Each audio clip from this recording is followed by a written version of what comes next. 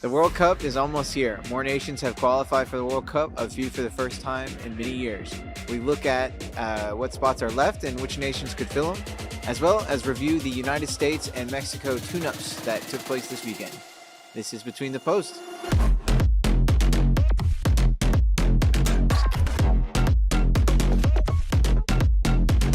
Welcome back Between the Post, everybody. I, of course, am your co-host, Eric. With me, as always, we have my co-host, Enrique. How's it going, guys? How are we doing today? I know you're feeling a little under the weather. A little under, but not too under, man. Just, I guess you could call it this my flu game. Your flu game? Yeah, but it ain't the flu. It ain't the flu. You may see the little barrier in the middle of the screen. I'm not in any danger, you know. Trust, I'm good. Houston weather just be acting up crazy, and allergies are just... I can't even tell you how many people I work with that just all of a sudden, just like the next day, like they're not good. You know, it's just how weather works here whenever the seasons change. But hey, we're gonna do our best to bring you pretty packed episode. So this international break, there's only like 5 matches between now and World Cup for World Cup qualified teams. Yeah, it's just it's crazy. I know it sounds like a broken record. Like it's here. Yeah, like, it's literally here, bro. I'm so excited for this upcoming World Cup. We're like 7 months away. Yeah, it's really, really close. I mean, we started this podcast pretty much 7 months ago, so yeah, something like that, maybe 5-6 months ago. So, I mean, in that amount of time that's gone by, we're gonna have a World Cup. Yes. So we're super excited about that. A couple of teams qualified, like we said. France, of course, qualified. It'll be their 17th appearance. Them, of course, winning the 2018 World Cup, losing in 2022 to Argentina in the final. Croatia has qualified officially. It'll be their 7th appearance. They runnered up to France in 2018. So it's good to see Croatia. Luka Modric for his 5th World Cup. How about that? Yeah, it could be the final one of his career. Yeah, I mean, it should be his final. Yeah, he'll be 44 in the next one or something like that. A lot of the people that we grew up watching, that we, like, I think this generation of, like, GOATs, I guess you could say. This will be their final cup. Yeah. So this is going to be a very emotional one for most of us. So for me, myself, it will be emotional. Yeah. I expect Messi to be healthy for that Argentina team. I think he has to be. I think he'll be there. I think he'll be, if I'm not mistaken, I think what he should do, sit out, like, not majority of, but, like, take, like, breaks of the games that are not as important. Yeah. In the next upcoming calendar, which we could potentially talk about later on, but we're not sure yet. We'll get to it. But yeah, you know, just get rest up because this last World Cup could be this is the final one. Yeah. So final one for Messi that we're predicting. Portugal qualify. It'll be their 9th appearance. They haven't finished any higher than 3rd, and that was ages ago. Ronaldo getting sent off in that match against Ireland, but they do qualify. Potentially Ronaldo on that team. We'll see. I don't know what 6 months does to his legs and his legacy, but potential for him to be on that squad. Mm-hmm. And then the talk of the town, really, I think, in my opinion, Norway qualify for their first time since 1998. I mean, 27 years in the making. Yes, congratulations to Norway. It was a long time coming with your Wonder Kid or Wonderkin? Wonder Kid. Well, not kid anymore. Erling Haaland just securing them the pathway to the World Cup. And there's a lot of other guys on that team that I think are really deserving of this World Cup as well. Of course, yeah. Erling Haaland gets all the credit. You know, 16 goals in 8 matches in qualifying is nothing to sneeze at, of course. Record-breaking. But I think Odegaard also, you know, you look at Odegaard and you go, is this a year? You know, he finally qualifies for a World Cup. Potentially he and Arsenal, you know, first in the league. Like, is this the year that Odegaard maybe gets some playing time, like some action in a World Cup? We're talking about potentially a top 10 finish in Ballon d'Or for him. So I'm looking at Odegaard, potentially Odegaard legacy year as well. Very well deserved career. Growing up, coming from the youth, from Real Madrid side, they wanted him very early on, and I really had high hopes for him, but it just never worked out for him in Madrid. kept on jumping from different club to club, out on loan, but finally sets home in Arsenal and is They like we unlocked him. mentioned, like they They love him. unleashed him. Yeah. So, getting away from that a little bit, there's a couple of teams that just won't be there. Hungary get eliminated. Nigeria and Cameroon are both out. Those are tough pills to swallow. When they, oh man, it just Nigeria I can't is believe it, really bro. surprising to me. yes, I can't believe they were. But there's a nation that is on the come up that got knocked out. What could potentially be their first ever World Cup appearance. Mm-hmm. So it's like you win some, you lose some. Right. I guess you could say like tit for tat. But probably two of the best nations with the best jerseys are out. Nigeria being one of the top ones in was it 2014 with the white and black zebra looking with the green, like the lime green. Probably one of my favorite jerseys of all time. Will not be a part of it. Cameroon, I mean, it's Cameroon with their Puma. I'm not sure if they're still in Puma, but man, you just hate to see it. Yeah, but I mean that just goes to show like the power switch and dynamic in the African continent right now as far as football. So Yeah, it's crazy down there. I'm excited to see those teams that have qualified. We still have a bunch of at-large teams. I think there's still 17 total bids that teams can fill. Still 17 teams to be selected for this World Cup, and we'll get into that just a little bit later. But we had some really great matches that we are in particular paid attention to. Yeah. A quick shout out to Venezuela, Australia. I was in attendance of that game. Yeah. Venezuela ended up getting a W against a World Cup qualified Australia team.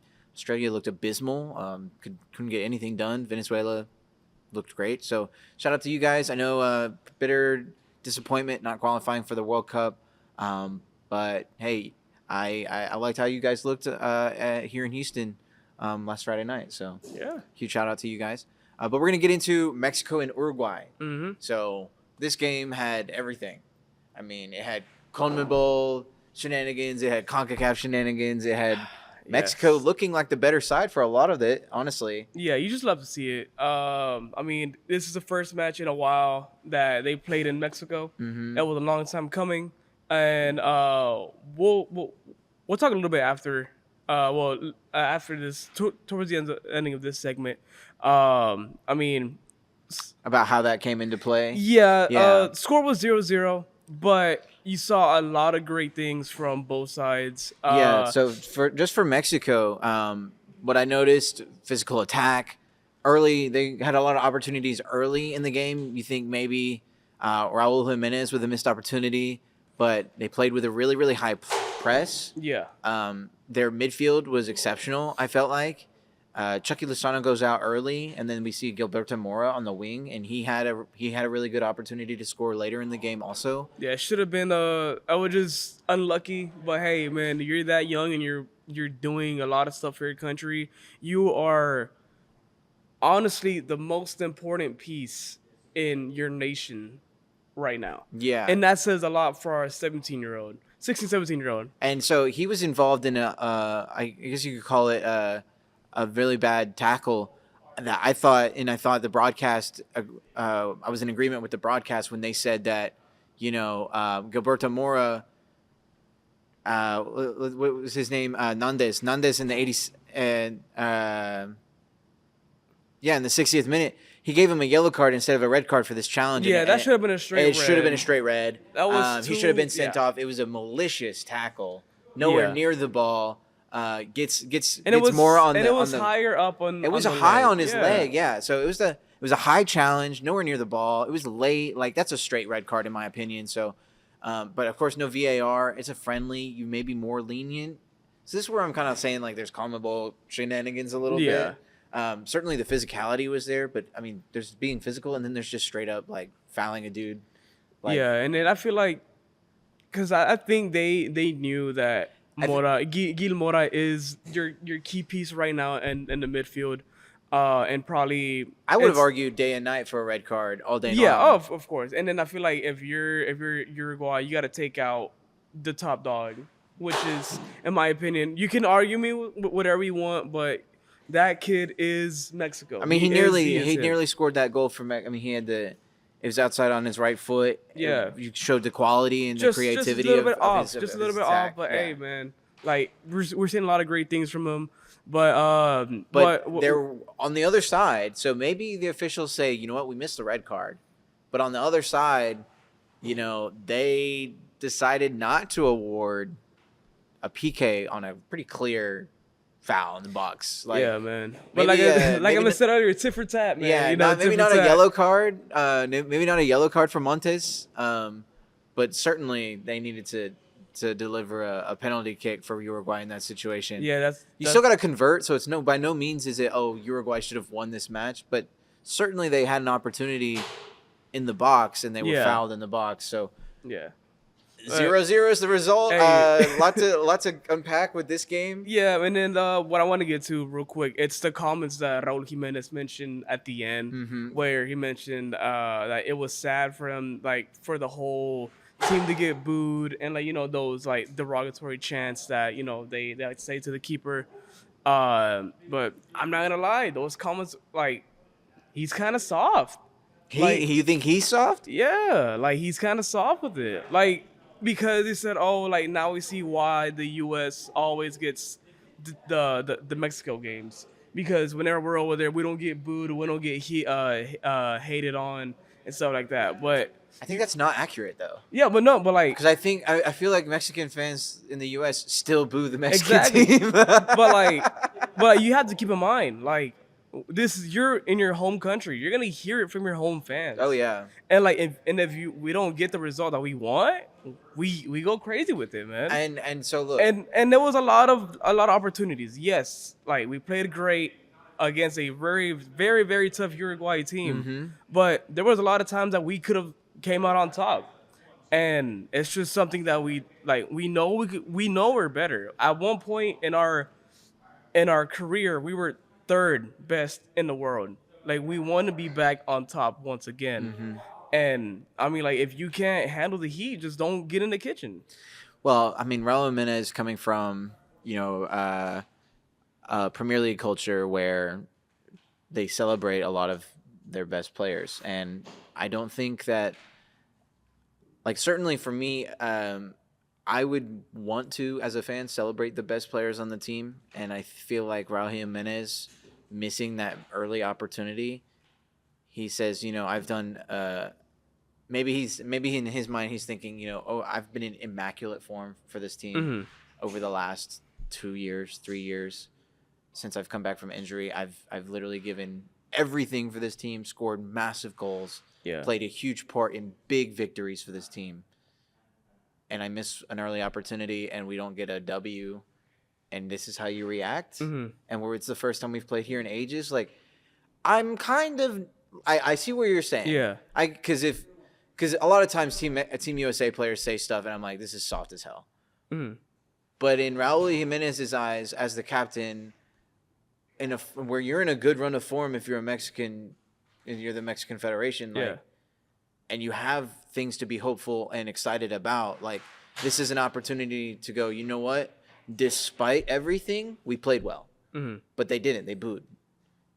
They called their fans names. They called the players derogatory names. Like, yes, you want to see a win. Yes, you want to see the team, like, score a bunch of goals. It doesn't happen every match, but you play well and you take that. That's what's important. But that's not what the fans are thinking. Fans are thinking, "Oh, I want a goal. I want goals. I want." You mean it's not about what the fans want? But then also ultimately, it's not about what the fans want. Like, you got to keep in mind that they kept the federation away from playing in Mexico for ages, and now that they give them the chance to play again, you're gonna hear it. And if y'all wanted to play in Mexico, y'all gonna get what y'all wanted. That's it. It's plain and simple. Good teams shouldn't be booed at home. That's all I'm saying. I'm saying, man, like, if you're booing a good team at home, you're a bad fan. It is what it is. I guess you could say. It's like we just want more. We want more. And like I said, if you're a good team and you're booed at home, that's an indicative of, to me, bad fans. But if you're a good team and you win, generally fans don't boo. So Yeah, it winning solves a lot of problems. I just really hope that the chemistry isn't split because we do have Edson saying that he wasn't in agreement with Jimenez's comments on that he was in support of the fans. Where is With Edson? well, there was a video walk when they were walking through No, the tunnel. I know, but where is Edson? He was in the bench. In the bench. But he was like, "Hey man, like I get it." I like when people who play talk. He's like, "I get it." He was like, "I get it." Edson hasn't been in selection recently, you know, so Yeah, he was on the bench. I think he should get the captain ban this next upcoming match. Look. So we'll see. Mexico will likely play better when Aguirre puts the whole picture out there, you know. That's why I don't like to judge like USA as a whole, because I'm like, look, there's guys that are playing right now that simply will not be there in 6 months. You know, I feel the same way for Mexico. So yeah, so we'll see. But yeah, moving on from the Mexico match, their counterpart Team USA played Paraguay. That was a really great watch, honestly. Early fireworks, and then you're on your edge of the seat for the rest of the match. So Yeah. Gio Reyna gets his first start since Copa America. It was big news that he was being selected for camp. What does he do in the 4th minute? Max Arfsten. He's going to continue to do stuff like this that secures himself a spot, and it's going to scare the hell out of everybody because this guy can literally only do certain things. Anyway, Max Arfsten crosses a great ball into the box, finds Gio Reyna. Gio Reyna immediately scores for USA in the 4th minute. It was a great header. It was a good header. Yeah, just a really good header. Watches it the whole way. Great header. And then they fell asleep on the back end. Uruguay play it to their center back. Center back plays it straight over the top. Easy score down the left side. Paraguay tie it 1-1. Sorry. Conflating the two names. Yeah. And USA plays Uruguay this week, so it's like, anyway. But after that, pretty back and forth. USA showing a lot of physicality. Yeah. Yellow cards all over the place for both teams. I think Gio Reyna got a yellow card for talking shit, like about like a referee or something like that. So that was awesome. I love to see Gio back. And speaking of Gio being awesome, and the defense causes the turnover that leads to Gio Reyna's assist to Balogun for their second goal. So good things happening from the tactic itself. It's exciting to me. Individual quality integrating into the tactic. USA has now won unbeaten in 4 straight matches for teams that are in the top 40 in FIFA rankings. So that's pretty important. I think Pochettino finding, a little bit of momentum. Yeah. So we talk about Mexico and their momentum from their great run of form. USA actually in this pretty good run of form right now as well, despite, not being at full strength. So no Christian Pulisic, not having their best defenders. Chris Richards, of course, not being there. Anthony Robinson not being there. Lots to talk about still for Team USA. There's a lot of roster spots open still, and I think Gio Reyna just decided that he was going to be on the team. Yeah. So, one of those things that I talked about a couple weeks ago is there enough spots to go around for all of these guys? Like, is there anywhere for Weston McKennie to be? Is there anywhere for some of these other midfielders? Like, the midfield looks strong right now. So yeah, I guess come decision time, there's gonna be a lot of like surprise. I think there's gonna be some big snubs. Yeah, and it's gonna be pretty massive. We're gonna be talking about it all window. I would not be surprised if there is, like, due to the final like rosters being put out, there's some nation changes after. I would not be surprised. Ooh, that's a pretty so that's pretty huge because the USA is losing out on a lot of nation battles. Yeah, I know Mexico's getting some of them. We got I think 3 of them. We lost one. There's one that you have simply Flores. because I think y'all are getting a guy simply because we haven't called him up. Yeah, and that's one of them. And then I feel like he was I can't remember his name right now, and I don't want to say the wrong thing. So yeah, I know Flores. He was getting called up because he was just being in bad form. The fans are saying like, bro, like what happened? Like what could have been? He's now in Canada's camp which is it was odd to see. But I'm like, hey man, all right, Yeah. go for it. I guess if you do good over there, then go for it. Yeah. But I mean, yeah, like I would not be surprised if there's some nation switches after the final rosters are being put out. Yeah, I totally agree with that. Yeah. We've got some more World Cup talk. I think there's a pretty excellent video of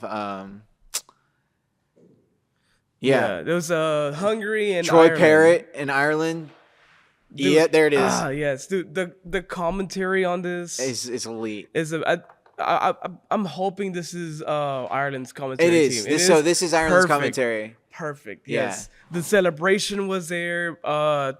Hat trick also. This is for the third goal for the hat trick. So Ireland scored their third goal against Hungary in the 95th minute extra time. It secures them a qualifying.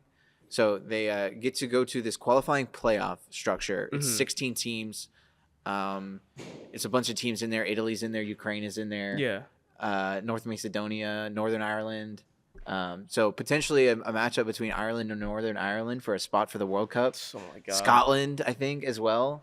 So it's big, you know. It's a big thing. Dude, I'm so excited. Of course, these qualifying playoff matches are gonna decide the final teams that go in.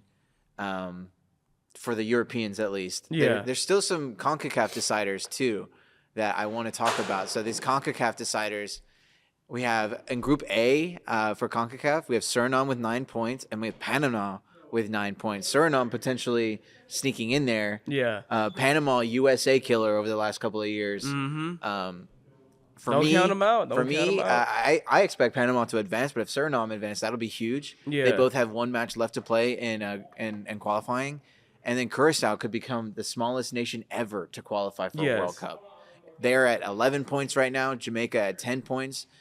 Jamaica drawing and Curacao getting a huge 7-0 victory against Bermuda. Mm-hmm. So there's big things happening in CONCACAF right now. Yeah. And then in Group C, the final group, Haiti and Honduras are tied with 8 points. So potentially 3 of the World Cup spots decided right here. Panama, Suriname, Curacao, Jamaica, Haiti, Honduras.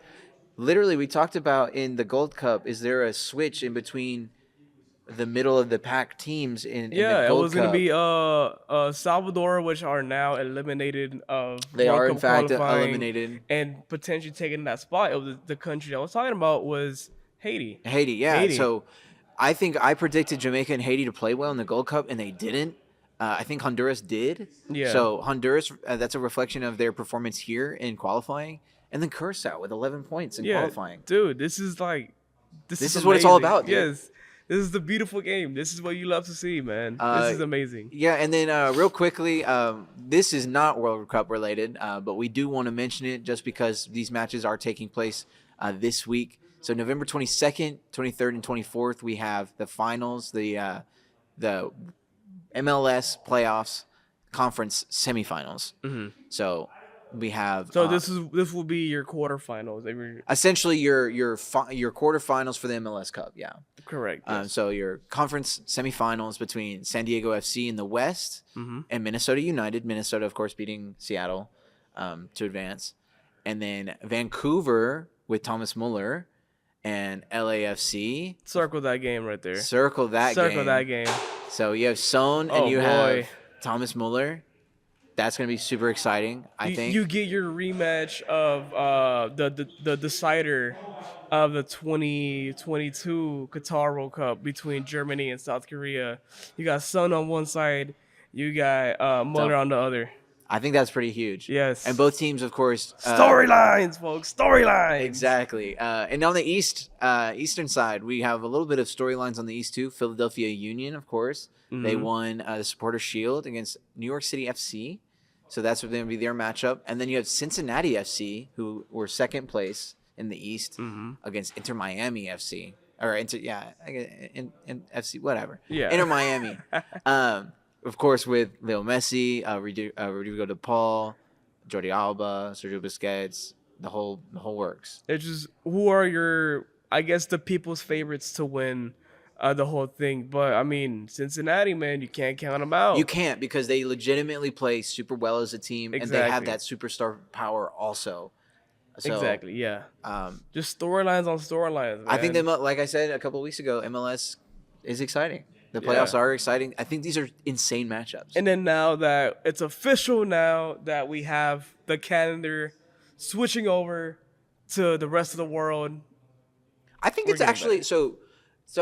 I think that's just really big because they're going to Yes. get a short season before the World Cup, Mm-hmm. and that shortened season is going to be perfect for getting everybody in form Yeah. and getting guys that potentially they just want to ramp up. The entirety of the season is going to be guys just kind of ramping up because Yeah. they don't have to play a whole season. Yeah. They So- don't have to. They don't have to go through the long grueling grind. They can pretty much play meaningful soccer Mm-hmm. every single time out. Yeah. I think the scheduling is going to be really interesting though, because they have.